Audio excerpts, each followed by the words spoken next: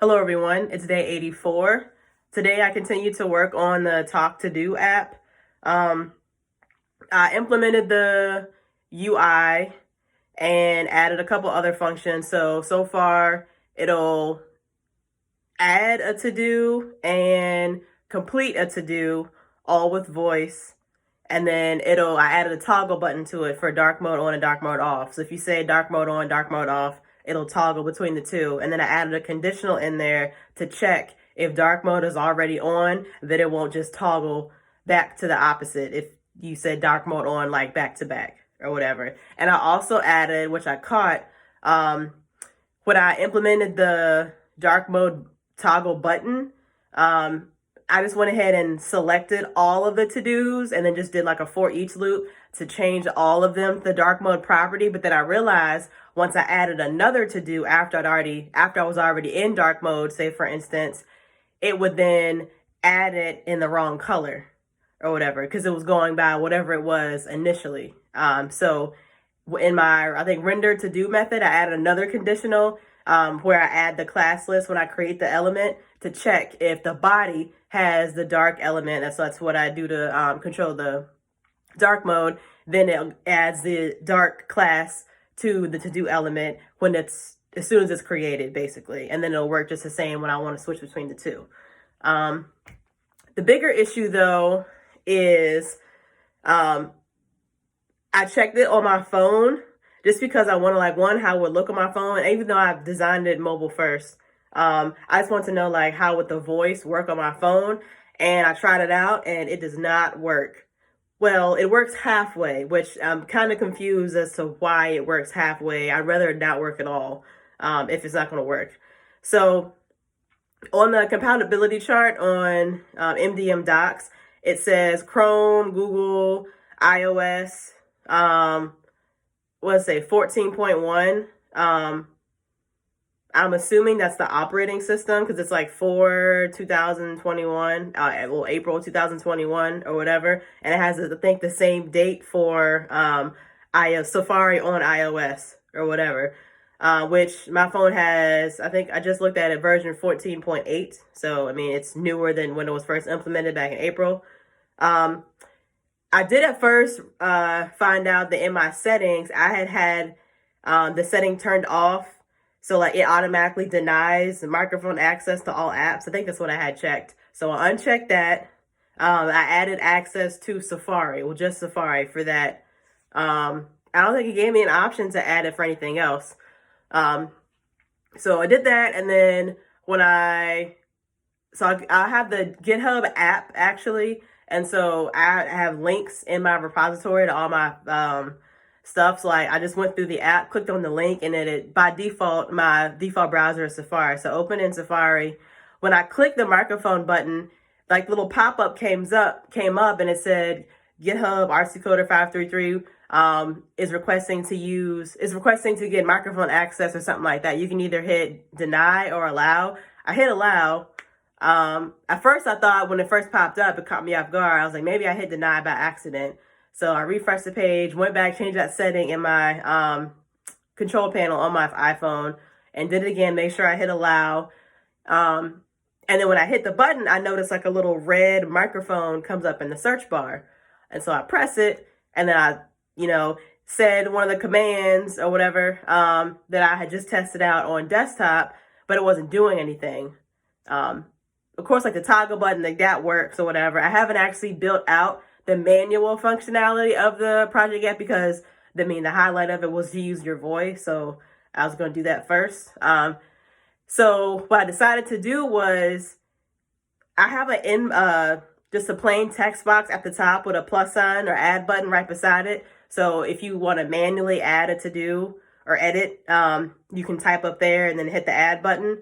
So what I did just to check, because I was doing console.log statements just to get an idea of what was happening when I'm on desktop, when I'm on my phone, you can't do that. So I just changed the value of the text box to reflect whatever the message was that the user just said after they hit the talk button, if it was even getting the message at all.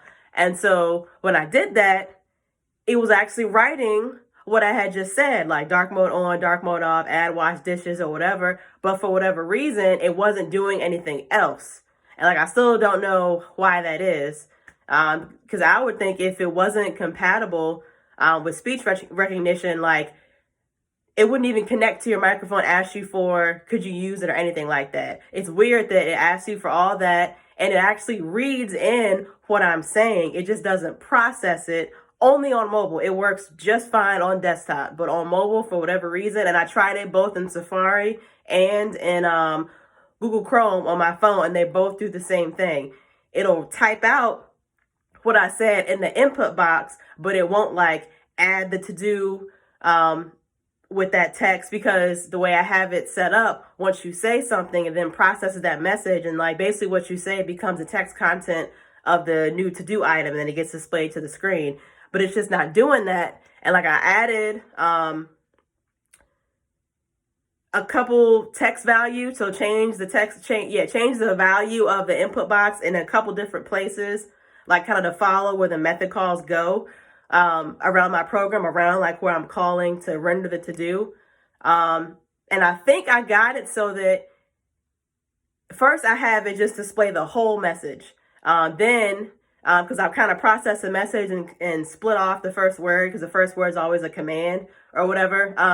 And then whatever's left, I added another statement to see like, did it at least process whatever's left of the message? And it processed that fine. Like it added, instead of saying add wash dishes, it just put it just put wash dishes in the text box, which is what actually gets displayed to the to-do item.